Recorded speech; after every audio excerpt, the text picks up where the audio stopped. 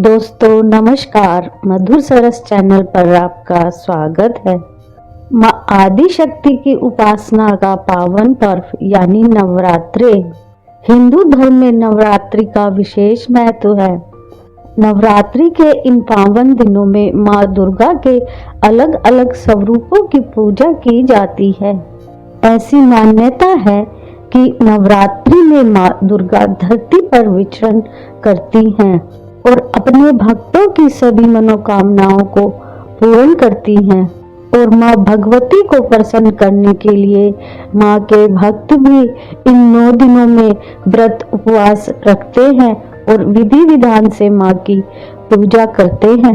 नवरात्रि व्रत की महिमा शास्त्रों में भी वर्णित है। नवरात्रि व्रत करने वाले भक्तों को माँ दुर्गा की कृपा से सुख शांति और समृद्धि की प्राप्ति होती है।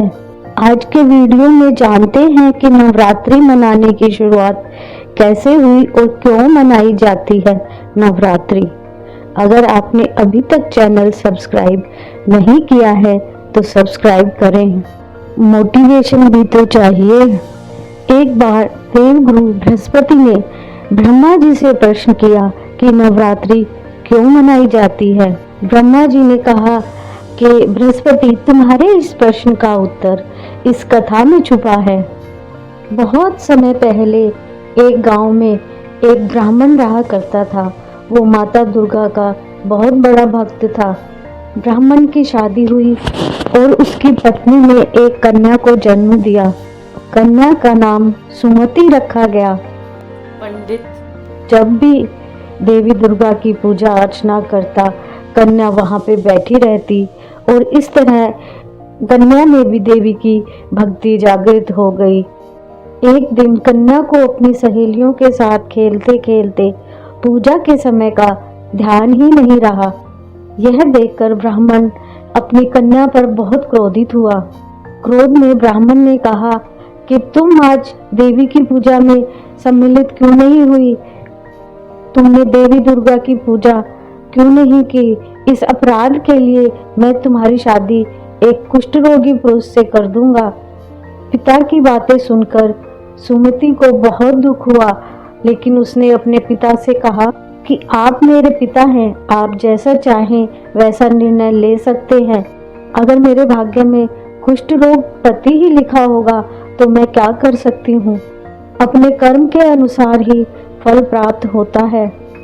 ऐसा सुनकर ब्राह्मण को और गुस्सा आया और कुछ समय बाद ही उसने सुमति की शादी सच में एक कुष्ठ रोगी से कर दी। शादी के बाद जब सुमति अपने ससुराल जा रही थी तो ब्राह्मण ने कहा, देखे तुम अपने भाग्य और कर्म के भरोसे रहकर क्या करती हो। पिता की ऐसी बातें सुनकर सुमति विचार में पड़ गई। क्या सच में उसका भाग्य इतना ही खराब है? और सुमति अपने पति के साथ ससुराल में चली गई।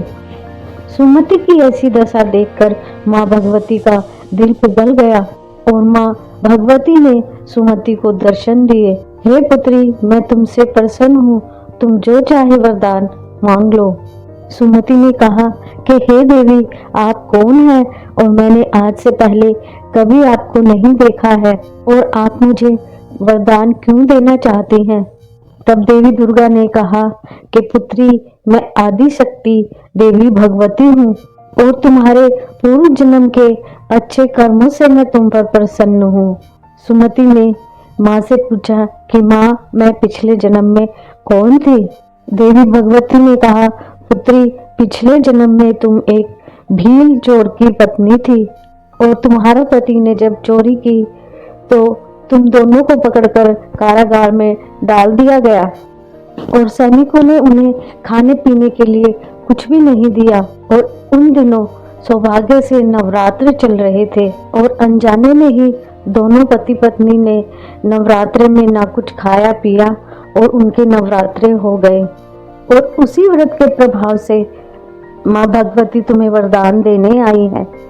इस पर सुमति ने कहा कि माँ, अगर आप मुझे वरदान देना चाहती हैं तो मेरे पति को स्वस्थ कर दीजिए। इस पर माँ दुर्गा ने कहा कि पुत्री, तुम अपने एक दिन के नवरात्र के व्रत का पुण्य अर्पण करो और फिर तुम्हारा पति निरोग हो जाएगा। सुमति के ऐसा करते ही उसका पति निरोगी हो गया। सुमति ऐसा देखकर देवी की स्तुति करने लगी। इस पर देवी उससे बहुत प्रसन्न हुई।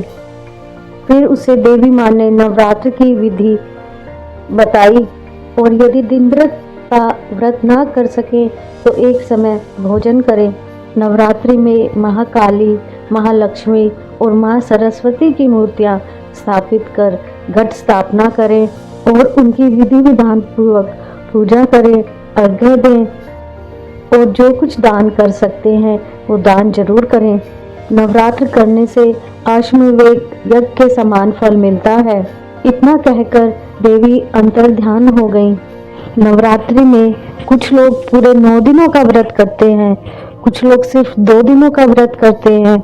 नवरात्र के पहले दिन नवग्रहों का भी आह्वान किया जाता है, जिसमें कलश स्थापना कर उस पर नारियल रखा जाता है। 9 कुमकुम के तिलक लगाए जाते हैं, जिससे नवरात्र के 9 दिनों में नवग्रह की भी पूजा हो जाती है।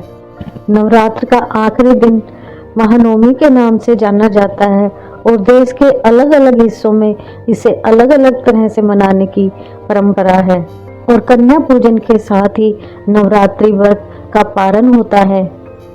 जय माता दी।